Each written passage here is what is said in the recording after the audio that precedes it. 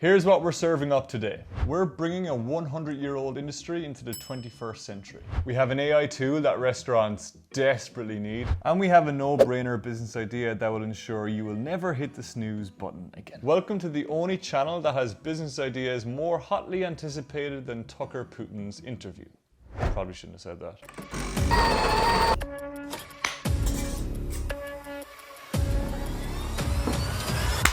During 2 years of study, an average Harvard MBA student would analyze around 500 case studies. Now, since my parents didn't feel the need to send me to an outrageously priced school to show off to their friends, I can't confirm this firsthand. But here's the interesting thing. The way these case studies have been presented to students has not changed in the last 100 years. Take this example case study from the Harvard Business School in 1921. It doesn't differ that much from what they'd get in 2024. So, what's the opportunity? We think podcasts are the answer. Here's the idea. Create high quality, incredibly engaging podcasts of these case studies. Now I know what you're probably thinking. It seems a little bit niche, but wait until I reveal the numbers. You could even use AI to do the voiceovers themselves and make it incredibly engaging. You don't even need to stop with business studies here. You could also do this for law case studies too.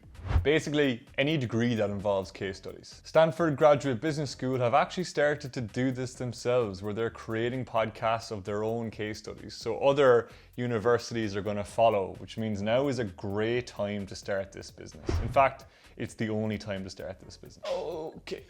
Okay, so I see you go into market in two different ways. The first way is to create these podcasts yourself and then license these podcasts to the universities themselves that make it part of their curriculum. Or the second way to go about this is to partner with the schools themselves and create these podcases together. Harvard do a staggering number here. 15 million cases are sold every single year, and that leads to a total of 250 million big ones every single year in revenue, and you can get a part of that action. Monetization, well, depending on the route you go down here, you're gonna end up taking some of the university's revenue, or you just charge them a fee. Startup costs. This is a tricky one. You could probably bootstrap this yourself and hustle and get in with the universities and create these using AI, but likely you're gonna need a little bit of help getting the deals together, and the volume of case studies that you're going to need to start producing, you'll likely need a little bit of money to get this off of the ground, maybe some small venture capital. How you get rich. The good thing about working with universities is that once you become a customer of theirs or affiliated with them, you would want to do something pretty terrible publicly to have them kick you out. So this could be an incredible cash flow business where you just take loads of money every single year. Or if you get a bit of VC backing and you're going down the other route, you're likely to raise a bit of money, go with that sweet, sweet tech valuation, not a media valuation, because you won't get those sweet multiples, and look for an exit. As always, here's the one pager. I have two more ideas to show you today, and they're pretty kick-ass. But before I do, I want to see if you can spot the commonality between these two things. Just a tip and big deck energy. No, it's not the sexual innuendos that you're thinking about. The commonality between them is that they are two sections of my startup idea newsletter, Half Baked. We send you 2 startup ideas 3 times per week, and it's completely free. So if you're just as much of a startup idea hound as myself and the thousands of other entrepreneurs, founders, investors, and future entrepreneurs that have subscribed to the newsletter already, I would recommend doing so. You'll get 5 ideas instantly when you sign up. And like I said, it won't cost you a penny.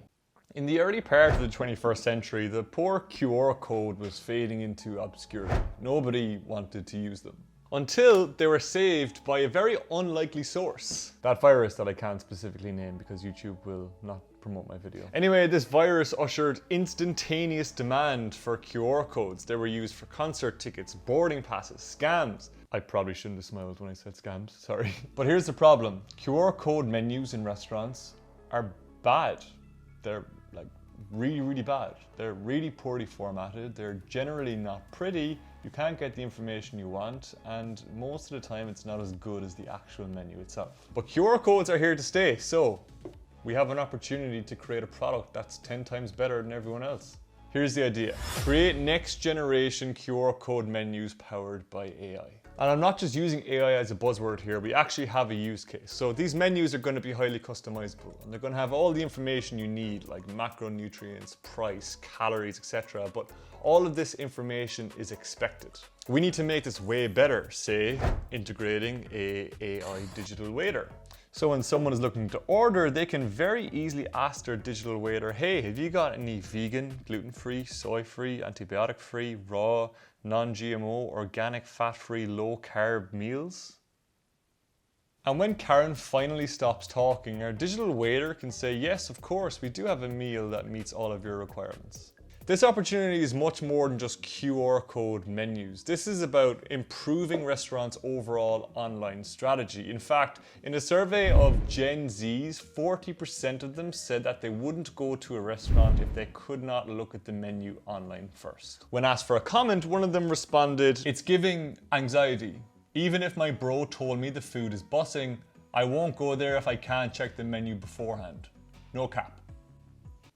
And if you wanted to go really big, you could integrate with their EPOS systems and start integrating payments, tipping. The possibilities here are endless. Go to market. So your go to market here is start with small, local restaurants. Get your prototype up and running, validate it, and thereafter you can start going to the larger chains. Monetization. Let's not reinvent the wheel here. Let's just charge restaurants a monthly subscription to use our product. And if we start integrating payments into the app, then we can take a very small percentage of their revenue. Startup costs. This will require a heavy amount of technical work. So if you're technical, great, startup costs are going to be low. If you're not technical, I would recommend either raising a bit of money, hiring somebody who is technical, or be a bit more resourceful and find a technical co-founder. How we'll get rich. The goal here is going to be an exit because there are some huge software plays in this space like Flipdish who are always looking to add to their product range. This could be one of those products.